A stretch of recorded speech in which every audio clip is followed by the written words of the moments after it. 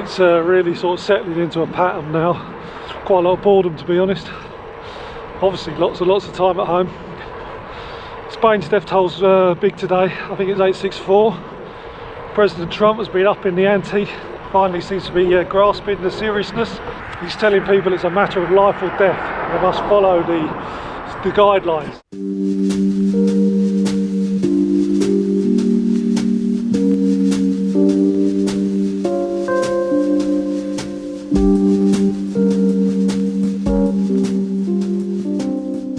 Oh, a very successful shop.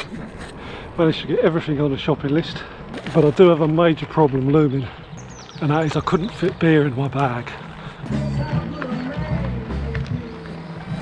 But I've been back to the velodrome, done a few laps around there just to clear my head, keep my body moving, and I'm going to get home. I've got to go back to work.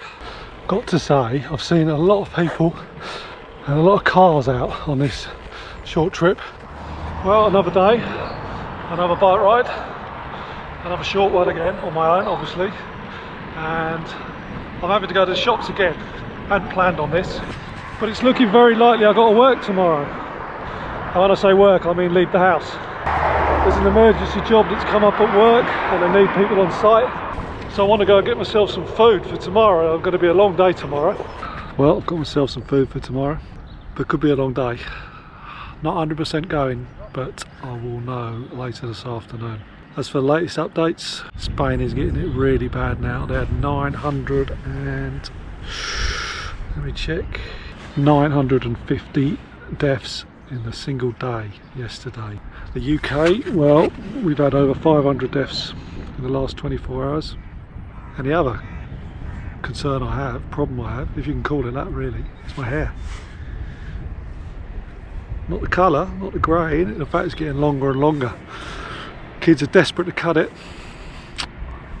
I don't know how long I can hold out before I think a kid's haircut is better than no haircut. It's coming, I feel it. Lap's done.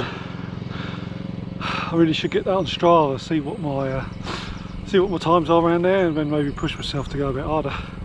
I've got to say, I admire this guy's optimism. Rolling the cricket pitch. I don't know how much cricket that pitch is going to see this year.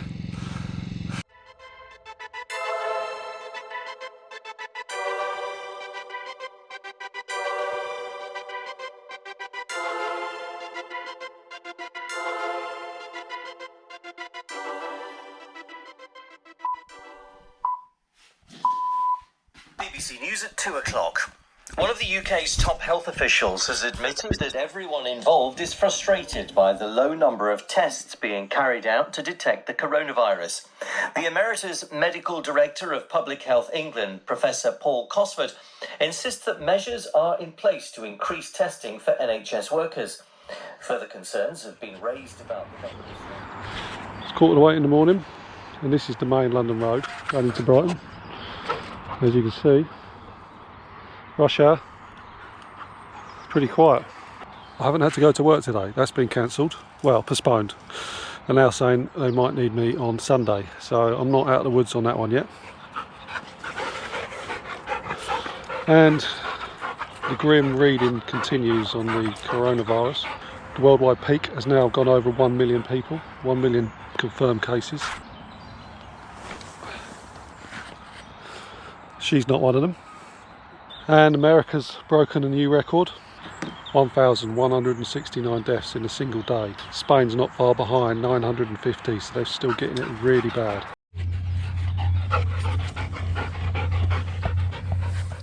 And the UK total yesterday was 569. Not exploded though, like I thought it may, so that's good. And my hair continues to grow. But for how much longer is it going to look like this?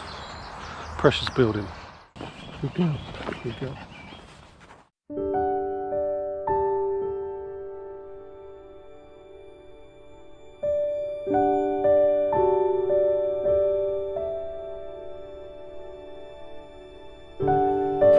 We're set for a warm weekend in some parts of the country, but the disease is still spreading. So I end with the advice that we all know. This advice is not a request, it is an instruction. stay at home, protect lives, and then you will be doing your part.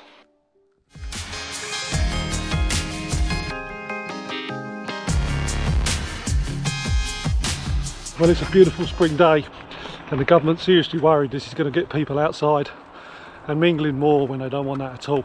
And tomorrow's probably going to be even better down here in the south of England. Stay at home, that's the advice, but you're still allowed your one bit of exercise a day, and that's what I'm doing now, my one bike ride. Quite a few people out and about. You can see why.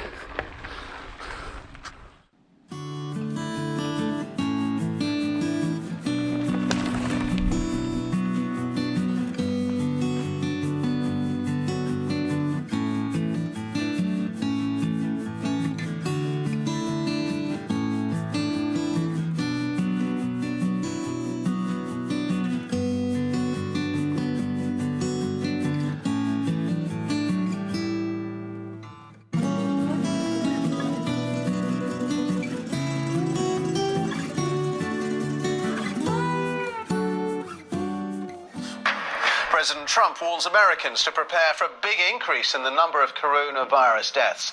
New York State records its biggest one-day jump in coronavirus deaths so far. But is the peak approaching in Spain and Italy as both countries report progress in tackling the pandemic? Matt Hancock, the Health Secretary, has said today exercise out of the home could be banned if people flout rules. People being moved on in Hyde Park. Singapore's reported its biggest jump in cases, 120 in the last 24 hours, which is interesting because that country was one of the first to get the coronavirus, but have really seemed to have dealt with it. Spain has seen another drop in its daily deaths, down to 674, which is a fall of 135. So their restrictions and lockdown are starting to take effect. President Trump has warned Americans to prepare for a, quote, the toughest week, with, quotes, a lot of death, unfortunately. And Boris Johnson has tweeted that if we all stay at home, we will beat the coronavirus. Yeah, no shit. Brought grief to some, financial difficulties to many, and enormous changes to the daily lives of us all. I want to thank everyone on the NHS frontline, as well as care workers and those carrying out essential roles, who selflessly continue their day-to-day duties outside the home in support of us all. So infections and the death rate in both Spain and Italy has continued to drop in the last few days, so real hope in those countries. UK, have we reached a peak? I'm not sure. Hopefully we're going to know within the next few days. Are we still on the upward curve or is it starting to level off? So jury's out there. And in the US, they're warning of a 9/11 moment. So looks like they're in for a very rough week there. Also in the UK, Boris Johnson remains in hospital. He got admitted last night with persistent coronavirus symptoms.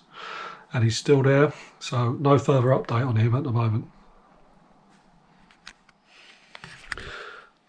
My phone has just buzzed with a news alert.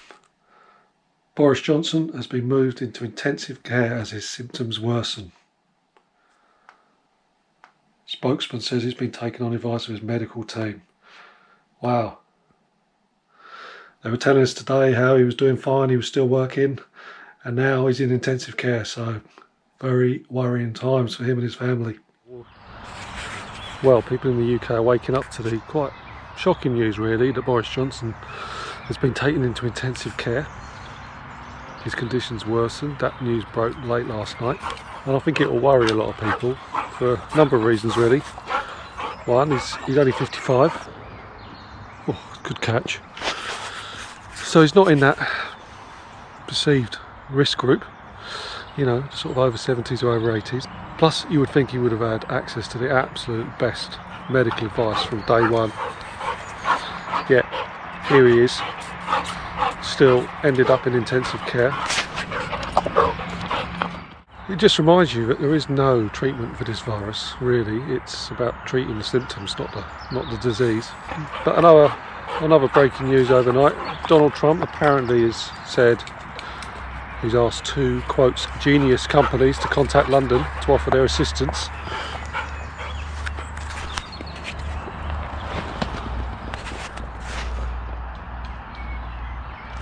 He hasn't said who they are, so I'm going to guess one, and maybe you can guess another in the comments. I'm going to go with Nintendo. I know that's probably a lot of people's first answer, so can't think who the other company would be. But there is some positive news. China, for the first time since the outbreak broke out, has reported no deaths in the last 24 hours, which is amazing. And coming back to Trump, there's an implication by what he's doing which I'm not sure I'm comfortable with. He's implying that there could be more done to help Boris Johnson that isn't being done here. What would that be? They've been in touch with his doctors. Is that what the doctors want to be doing now while they're treating a man in intensive care, fielding calls from people in Silicon Valley, thousands of miles away? It sounds a lot like a PR stunt to me. Stay. Stay.